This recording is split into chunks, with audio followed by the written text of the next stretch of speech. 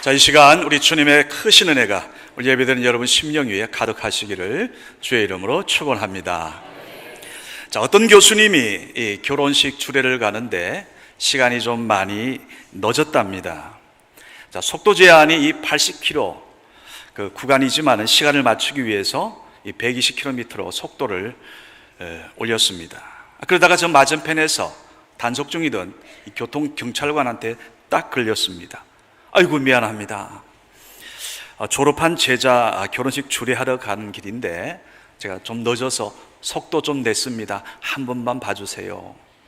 그런데 경찰관은요, 들은 척도 않고 그냥 딱지를 바로 그어버리더랍니다. 자, 근데 교수님이 옆에 그 차들을 보니까 자기보다 더 쌩쌩 달리고 있는 겁니다. 그 억하심정에 그 경찰관에게 이렇게 항의했답니다. 아니 그런데 보세요, 저 다른 차들 다 속도 위반인데 왜 나만 잡아요? 그랬더니 경찰관이 이렇게 말하더랍니다. 교수님, 낚시해봤어요? 물론이지요. 근데 태연이, 그럼 교수님은 낚시터에 있는 물고기를 몽땅 다 잡습니까? 걸린 고기만 잡는 겁니다. 여러분, 우리가 살다 보면 때로는 이 과속으로, 때로는 실수로 억울하다 싶은 그런 상황들, 원치 않는 일들을 만날 수 있습니다. 여러분, 우리가 살아가는 세상에 많은 여러 가지 문제들을 만날 수가 있지요. 방금 전 말씀드린 이 속도 위반으로 이 딱지 끊는 문제는 이 법에 따라서 그냥 벌금 내면 해결됩니다. 자, 그런데 우리가 살아가면서 겪는 그 많은 문제들은 그처럼 간단하지 않다는데 이게 이제 우리의 진정 문제가 있는 겁니다. 이게 문제지요. 그렇다면 여러분들은 그 문제들을 어떻게 해석하고 어떻게 풀어가십니까?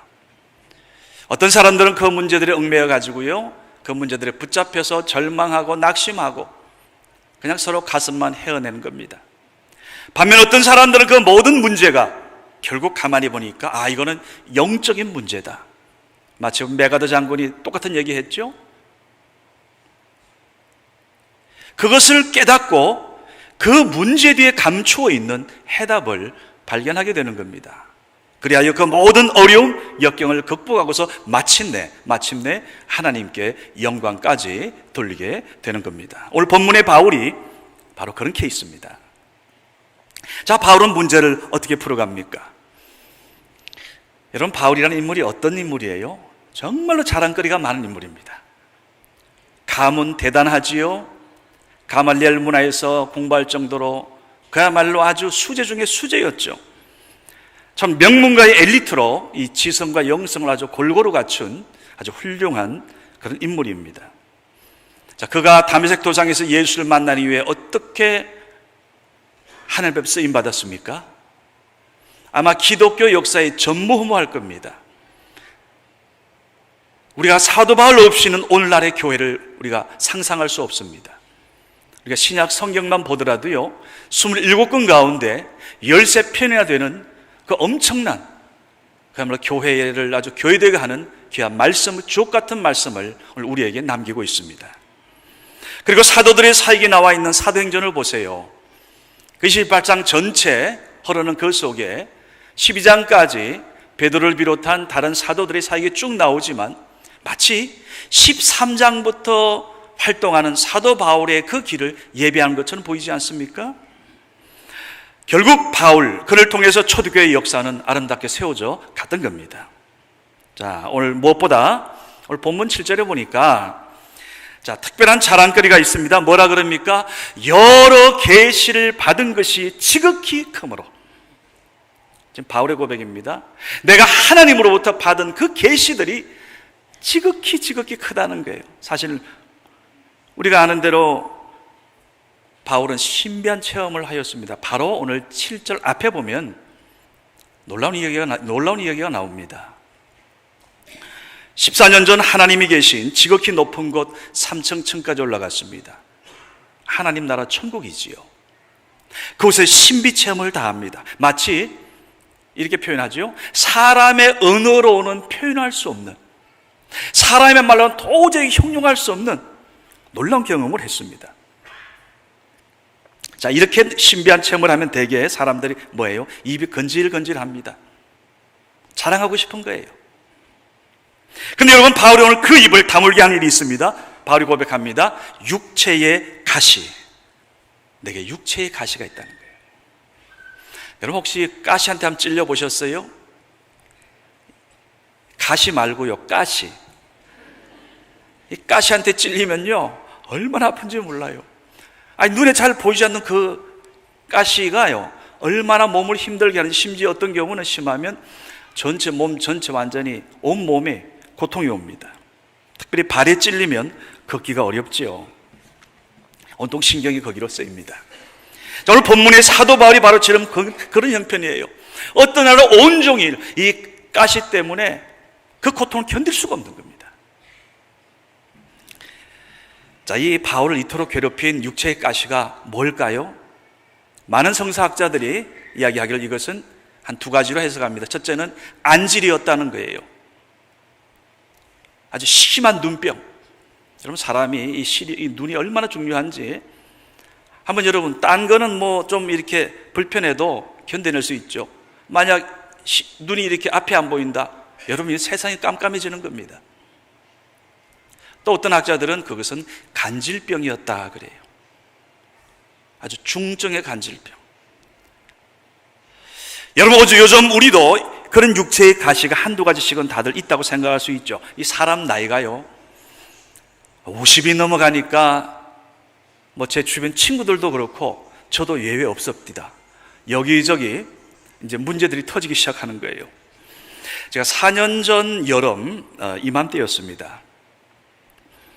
제가 구성전 그 강단에서 설교할 때 제가 다리가 많이 불편해서 언젠가 한 번은 제가 의자에 앉아서 말씀을 전해드린 기억이 있습니다. 지금 고개를 끄덕이시는 분들은 그때 열심히 예배 참여하신 분들이에요. 자, 그때 우리 남성교회 회원들하고 족구를 하다가 제가 다리를 다쳤어요. 갑자기 오른쪽 종아리 극심한 통증과 함께 그 자리에 주저앉아 버렸습니다. 걸을 수가 없더라고요. 그래서 우리 교회 어느 집사님 그 차를 급히 타고 그 병원, 가까운 종합병원 응급실로 갔습니다. 가는 길에 온갖 생각이 떠올랐습니다. 당시 부교역자 그 강 목사님 임시로 다른 교회에 한 달간 설교 목사로 가기로 예정돼 있었고, 새로운 전도사님은 전사님대로 교회 사역에 익숙치가 않은 상황이었고요. 또 그때 그 전염병 메르스가 한참 유행할 때였어요. 그러니까 병원 가는 것 자체가 나를 데리고 가는 집사님도 오히려 내가 염려했어요. 그분에 대해서. 괜히 갔다가 또 저 때문에 그 집사님 어려움 당하면 어쩌나 하고. 그리고 그 무렵 가정 대신방을 마지막 앞둔 그런 주간이었습니다. 더욱이 우리 교회 어느 성도 가정에서는 초상이 났어요. 그리고 교육부 여름 사역이 줄줄이 기다리고 있었습니다.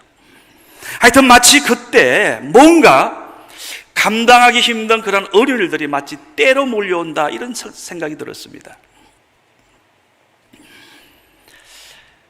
발에 기부소하고 3주간 지내야 한다는 것도 여간 부담이 아니었습니다. 자, 그런데 제가 검사 결과를 보던 의사 선생님이 고개를 캬거리면서 저한테 이런 말씀을 하는 겁니다. 목사님, 정말 우연인데 하면서 오른쪽 다리뼈에 이상이 발견됐다는 거예요. 그 뼈에 뭐가 보인다는 겁니다. 그게 악성 종양인지 음성 종양인지, 그러면서 큰 병원으로 가보라는 겁니다. 덜컥 저도 마음이 겁이 나더라고요. 이건 무슨 큰일이나. 놀랐지요. 자, 그러면서 이제 잘 아신다면서 유명한 의사분을 소개해 주시더라고요. 뭐 이런 분은 이름을 알려도 괜찮을 것 같습니다. 강남의 대형병원 S병원 정형외과 암 전문 의사인 서성욱 교수님. 자, 근데 이제 그분 진료받으러 알아봤더니요, 석 달을 기다려야 된다는 거예요. 석 달. 이건 말씀드렸더니 그 의사 선생님이 다시 또 다른 분을 소개해 주셔서, 자, 그분을 추천받아 이제 그 종합병원으로 가서 MRI를 예약하고 일주일을 기다렸습니다. 그 일주일 동안 정말 많이 기도했습니다. 그런데요, 그 기도하는 그때 마음에 하나님의 평안을 주시더라고요. 평안을. 그러면서 이런저런 감사가 나왔습니다. 만약 이런 사고가 없었다면 내 뼛속에 그 문제도 모르고 시간을 보내지 않았겠나. 비록 목발 짚고 걷지만은 3주 지나면 회복되고 건강한 다리로 걸을 수 있다는 게, 또 원하는 곳 어디든 편히 갈 수 있다는 그 소망에 그래도 하나님 앞에 감사가 나옵니다. 감사가. 그동안 하나님이 제 인생에게 주시고 보아여 주신 것이 얼마나 많은지를 새삼 깨닫게 되었습니다. 자, 그리고 일주일 후 MRI를 찍고 같은 날 결과를 들었습니다. 근데 의사 선생님 말씀이 지금 당장 큰 문제는 아닌 것 같다고, 그러나 3개월 간격으로 두 번 검사해보고 그래도 문제 없으면 그분의 임상 경험에 의하면 문제가 되지 않을 것 같다는 겁니다. 어떻게 되었겠어요? 그 6개월이 지나고 4년 지난 지금까지 아무런 문제가 없습니다. 아멘. 여러분 문제가 아니니까 여러분 별로 관심이 없네요. 지금도 그때 생각하면 정말 감사해요. 저는 하나님 앞에. 여러분, 우리는 이처럼 어떤 일이 왜 나에게 일어날까? 왜 이런 문제가 내게 생길까? 이런 질문하면 우리가 사는 것 같습니다. 자, 할 수만 있다면 어려움, 역경 피하고 마침 쭉 뻗어 있는 고속도로처럼, 아니면 아름다운 꽃길 같으면 얼마나 좋을까? 이런 생각들 하지요. 자, 이렇게 원치 않는 어려움, 또 타이밍이 안 맞다고 생각하는 그때에도 중요한 것은 하나님의 은혜는 작동되고 있음을 믿으시기 바랍니다. 본문으로 돌아갑니다. 자, 그런데 바울의 경우 오늘 본문에 가만히 보면 이 건강의 문제, 이 정도가 아주 심각했던 것 같아요. 물론 본인이 힘들기도 했지만은 이건 남 앞에 내어놓기도 부끄러운 겁니다. 예를 들어 간질이었다면 상상해 보세요. 복음 전하는데 갑자기 본인 자신이 까무러쳐요. 여러분, 이거 얼마나 바울의 마음이 무거웠겠어요. 그래서 하나님께 고쳐달라고 보니까 3번이나 아버지 하나님 앞에 간절히 기도했던 겁니다. 자, 여기서 이 3번이라는 숫자는 완전수입니다. 완전을 의미해요. 온전히 기도했다는 겁니다. 요즘으로 말하면 40일 작정 특별 기도를 한 겁니다. 자, 근데 기도에 대한 응답은 뭐였습니까? 뜻밖입니다. 내 은혜가 너에게 족하도다. 여러분, 항상 내 은혜가 너한테 지금 족하다. 당장 가시를 빼주는 게 아니라 그냥 너 그 품고 살아라, 이 얘기입니다. 여기서 바울이 깨닫습니다. 내가 자만하지 않도록, 내가 교만하지 않도록 하기 위해서 하나님 나에게 찌르는 이 가시를 허락하셨구나. 그 감동이 오는 거예요. 바로 바울은 육신의 이 가시라는 역경을 통해서 자신을 겸손하게 하시는, 자신을 겸손하게 들어서시는 하나님의 은혜를 깨달았던 거예요. 여러분, 역경은 오늘 여러분과 저를 겸손하게 만드는 하나님의 아름다운 도구임을 믿으시기 바랍니다. 자, 본문 고린도후서 12장 7절 같이 한번 봉독하겠습니다. 자, 12장 7절 같이 시작. 여러 계시를 받은 것이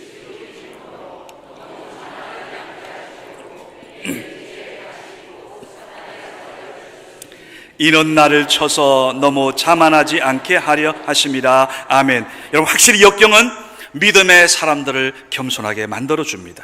여러분, 우리가 모든 것이 내 뜻대로 잘 될 때, 잘 나갈 때 자칫 잘못하면 내가 잘나서, 내가 똑똑해서, 내가 능력 출중해서 하면서 내가 하면서 하나님 영광 가로챌 때가 얼마나 많습니까? 교만해진다는 거지. 오늘 바울이 그 얘기하는 거예요. 자기 자신조차도 그런 교만에 빠질 수 있었다는 겁니다. 그래서 7절 말씀 그 아닙니까? 여러 계시를 받은 게 지극히 크므로. 가만히 보니까 내가 교만할 수 있는 게 너무 많더라는 겁니다. 다른 사도도 경험하지 못한, 심지어 예수님의 가장 사랑받은 수지자라는 베드로조차도 경험하지 체험하지 못한 너무 많은 신비 체험, 계시들, 정말 자랑하고픈, 그래서 입이 건질건질했다, 그 얘기입니다. 얼마든지 교만할 가능성이 있었다는 겁니다. 자, 그런데 지금 바로 육체의 가시 때문에 오늘 이러한 역경을 통해서 자만하지 않게 되었다는 오늘 바울의 고백. 여러분, 우리가 하나님께서 여러분을 승성장가하도록 축복하셨음에도 불구하고 교만하지 않았다면, 하나님의 은혜로 깨달았다면 여러분 정말 훌륭한 신앙인입니다. 우리 성교회 안에 이런 믿음의 성도들로 가득 채워지기를 주의 이름으로 축원합니다. 자, 또 하나, 여러분 우리가 역경에 처했을 때, 자, 내가 약해져 있을 때 그때 어떤 일이 벌어지는가 하면 비로소 하나님이 보입니다. 내가 깊은 사망의 엄청난 골짜기에 빠져보면 딴 건 안 보여요. 누가 보여요? 하나님이 보인다. 이게 하나님의 은혜입니다. 이게 하나님의 구원의 사건이죠. 그러게 여러분, 내가 역경당할 때 정말 남에게 내어놓기 어려운 문제 여러분 닥치게 되면 무엇보다도 솔직하게 하나님 앞에 내어놓는 게 지혜로운 사람이에요. 하나님 앞에. 오늘 바울도 보세요. 하나님, 나 이 문제 내가 감당하기 너무 힘들고 어렵습니다. 난 너무너무 아픕니다. 자, 얼마나 지쳤으면 여러분, 하나님 나 이거 좀 제거해 주세요. 나 이거 좀 없이 하여 주세요 하면서 하나님과 솔직하게 완전 두 손 다 든 겁니다. 그러면서 기도하는 거예요. 여러분, 우리가 지금 보통 기도할 때 보면 한두 번, 네다섯 번, 막 일주일 그 정도 기도하고 그만둘 때가 얼마나 많습니까? 오늘 근데 바울은 이 문제가 얼마나 힘들었는지 아까 말씀드린 대로 3차례나 그야말로 하나님 앞에 생명을 건 기도하듯 오늘 기도했다는 겁니다. 그런데 받은 응답 좀 더 구체적으로 한번 볼까요? 자, 12장 9절 말씀입니다. 12장 9절. 자, 같이 한번 봉독합니다. 시작. 나에게 이르시기를 내 은혜가 내게 족하도다. 이는 내 능력이 약한 데서 온전하여 짐이라 하신지라. 그러므로 도리어 크게 기뻐함으로 나의 여러 약한 것들에 대하여 자랑하리니 이는 그리스도의 능력이 내게 머물게 하려 함이라. 아멘. 여러분, 이 말씀을 좀 더 여러분 이해하기 쉽게끔 제가 봐도 이해가 쉬워요. 그래서 공동번역 성경으로 한번 여러분에게 읽어드리겠습니다. 주님께서 말씀하셨습니다. 너는 이미 내 은총을 충분히 받았다. 내 권능은 약한 자 안에서 완전히 드러난다. 그래서 나는 그리스도의 권능이 내게 머무르도록 하려고 기쁜 마음으로 나의 약점을 자랑하려고 합니다. 아멘. 여러분, 무슨 뜻입니까? 내가 연약할 때, 내가 힘들어할 때, 내가 어려울 때 하나님의 권능이 비로소 그때 표현되더라는 거예요. 그때 보이더라는 겁니다. 그래서 바울은 어떻게 말합니까? 나 이제부터 난 나 자랑하지 않겠습니다. 나 이제 나의 자랑은 내 약한 걸 자랑하겠습니다. 왜? 그때 하나님이 보이니까, 그때 하나님의 권능이 나타나니까, 그때 하나님이 영광 받으시니까. 여러분, 세상에서는 내가 힘이 있을 때, 내가 뭔가 좀 많은 걸 가지면 이웃이나 친구가 많아집니다. 모든 것이 다 잘 나갈 때는요, 옆에 막 사람들이 줄줄 붙어요. 자석 붙듯이. 다 친구래요, 자기들은. 여러분, 그렇게 됩니다. 그런데 내가 어려워지고 힘들어져 보십시오. 그렇게 나만 바라보던, 내 가까이 내 울타리가 되어주던 그 사람들이 하나둘 떠나가기 시작합니다. 다 떨어져 보세요. 다 떠나갑니다. 그런데 여러분, 오늘 바울이 만난 우리 하나님은 그렇지 않습니다. 내가 너무나 힘들고 지쳐서 내가 고통스러워할 그때에 오늘 하나님하고 부르짖었더니 오늘 하나님은 어떻게 오늘 바울에게 다가오셨어요?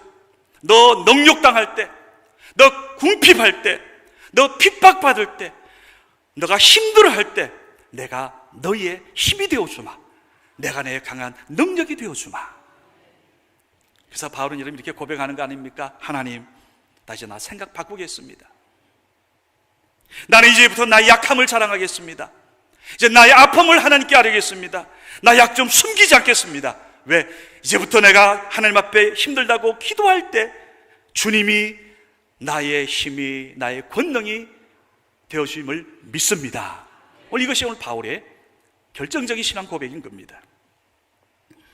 여러분, 우리도 원치 않지만 가만히 생각하면 여러분 한번 육체의 가시들이 다 있어요. 오늘 바울은 이것을 그 다음에 이제 영적인 문제로 승화시킵니다. 이 육체의 가시는 곧 사단의 사자라 그래요. 육체의 문제만이 아니라는 겁니다. 이건 영적인 문제라는 거예요. 여러분, 어떤 가시 때문에 아파하고 있습니까? 몸의 질병입니까? 조금 더 확장시켜 볼까요? 관계의 문제가 있을 겁니다. 왜 이리저리 치이는지요? 물질적인 것은 말할 나위 없죠. 요즘 또 여러분 자식들은 얼마나 여러분 속을 썩입니까? 요즘 세대들은 예전하고 정말로 다르지요. 목사님들 모이면 다 똑같은 얘기해요. 야, 우리 교회 다음 세대들 어떻게 이들을 가르칠 거나, 어떻게 이들을 믿음으로 세울 거나. 여러분, 오늘 우리도 바울처럼 하나님 앞에 이 모든 문제를 솔직하게 내어놓고 아버지 하나님 앞에 부르짖고 기도하면 될 줄로 믿습니다. 우리의 연약함, 우리의 모든 이 문제를 하나님이 어떻게 풀어가시는지 믿음으로 기도하는 여러분과 제가 되기를 주님의 이름으로 축원합니다. 지금 우리 교회에 함께 예배 드리시는 우리 이제 3년 됐죠. 우리 김충렬 원로 목사님, 저의 평생의 은사이신데요. 그 김충렬 목사님께서 존경하시는 또 예전 그 교회에 부교육자로 심무하셨던 바로 그 담임 목사님, 고 이상근 박사님. 아마 여기 수도권 전국적으로 한경직 목사님 이야기한다면 여러분 지방 남쪽으로 영남권 이쪽으로 가면 우리가 이상근 목사님을 견줍니다. 더욱이 한국교회 목회자라면 다 그분을 존경합니다. 왜냐하면 그분이 저술하신 이 신약 주석서, 구약 주석서까지 아마 그 목사님들은 다 그것을 서재에 비치하고 있을 겁니다. 그만큼 사랑받으시는 분입니다. 제가 예전 영색교회에서 부교육자로 있을 때 우리 김충렬 목사님께서 들려주셨던 그러한 말씀입니다. 자, 이상근 목사님께서 16살 때 발에 이상이 생겼습니다. 너무 발이 아파 걸으실 수가 없는 거예요. 그 대구 달성공원 느티나무 밑에서 40일간 작정 기도를 했는데도 차도가 없는 겁니다. 병세는 점점 깊어만 가고요.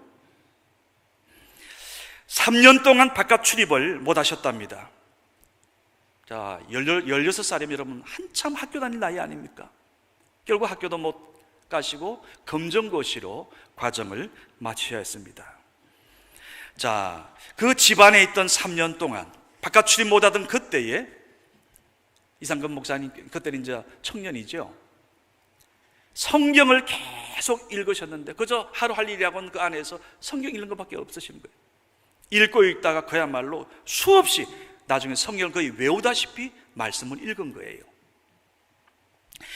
자, 그런데 그때 그 3년간 열심히 성경을 읽은 그것이 후에 이분이 하나님 앞에서 목회하는데 큰 힘이 되었다는 그런 겁니다. 그래서 이제 이상근 목사님 거의 60여 년 기간 동안 발의 통증으로 고생하셨어요. 저는 직접 뵙지 못했지만 아마 많이 불편하게 그러셨겠죠. 자, 1993년입니다. 은퇴하시면서 잘 아시는 한 외과 의사 권유로 수술을 받게 되었습니다. 그런데 그 수술을 통해서 발 뒤꿈치에서 1cm 가량의 가느다란 철사가 나왔대요. 어렸을 때 맨발로 다니시다가 아마 철사에 찔린 게 이 속에 들어가서 일평생 그게 가시가 된 겁니다. 목사님께 수술 받으신 후에 그 철사를 들어 보이시며 하나님 앞에 이렇게 감사하셨답니다. 유명한 이야기입니다. 이 철사가 나의 가시가 되어 60년 동안 나를 찔렀지만 60년간이나 나를 힘들게 하였지만 이것은 결국 오늘의 나를 만든 나를 성삭자가 되게 한 하나님의 은혜의 도구였구나. 하나님 은혜 감사합니다. 여러분, 이런 신앙, 내가 고통 중에 있을 때 나 혼자가 아니었다는 겁니다. 지나고 보니까 나의 그 약함 그것 때문에 오히려 더 하나님의 크신 은혜를 깨닫게 되었고 오늘 하나님 앞에 믿도록 귀하게 쓰임받는 하나님의 사람이 되었다는 오늘 이 믿음. 제가 어제 우리 토요일 여기 와서 우리 청년들하고 같이 오늘 찬양일에 준비하는 걸 보다가 마음에 감동이 왔어요. 힘들고 지쳐 낭망하고 넘어져 그 찬양을 어제 같이 불렀는데 너무 은혜가 되는 겁니다. 오늘 이 시간 우리 같이 함께 부르기 원합니다.